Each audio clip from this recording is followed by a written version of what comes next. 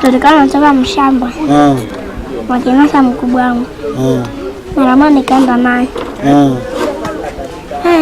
Tulikana kwa kule. Tuliwalea kwa miezi mbili.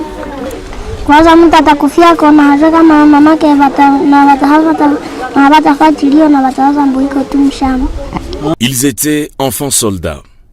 Il s'appelle Germain. Il n'a que 8 ans.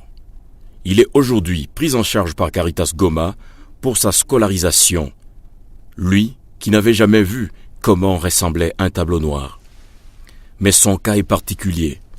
Caritas Goma ne procède à la réinsertion scolaire ou socio-économique qu'après la réunification familiale. Une activité rendue quasiment impossible pour Germain à cause de la guerre qui sévit toujours dans son village d'origine. Comme lui, ils sont actuellement plus de 2000 enfants, filles et garçons, encore associés aux groupes armés du Nord Kivu, selon le Fonds des Nations Unies pour l'enfance, UNICEF. Dans le souci de faire sienne la protection de l'enfant, Caritas Goma met en œuvre quelques activités à travers le programme Désarmement, Démobilisation et Réinsertion sociale DDR des enfants soldats pour apporter une réponse aux nombreux cas d'enrôlement et d'utilisation de personnes de moins de 18 ans dans les forces et groupes armés. Démobiliser un enfant, sortir un enfant d'un groupe armé, c'est la première phase du programme. Il consiste à se rendre auprès des commandants de troupes pour sortir les mineurs de leur rang.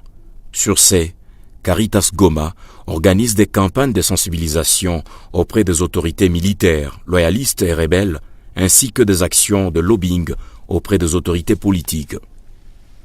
Désarmer un enfant. Séparer un enfant de son arme, c'est la deuxième phase du programme. Ce moment est pour lui, plus que celui de la démobilisation, le vrai retour à la vie normale.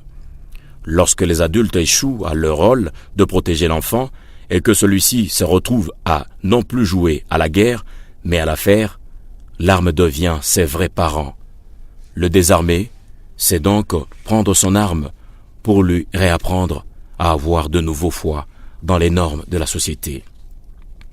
Caritas Goma bénéficie dans cette phase de l'expertise de forces armées de la République démocratique du Congo, les FARDC. L'armée congolaise lui apporte des enfants qui étaient associés à ces unités. Caritas Goma bénéficie aussi de l'expertise de la MONUSCO, la mission de l'Organisation des Nations Unies pour la stabilisation de la République démocratique du Congo, pour désarmer les enfants associés aux groupes armés.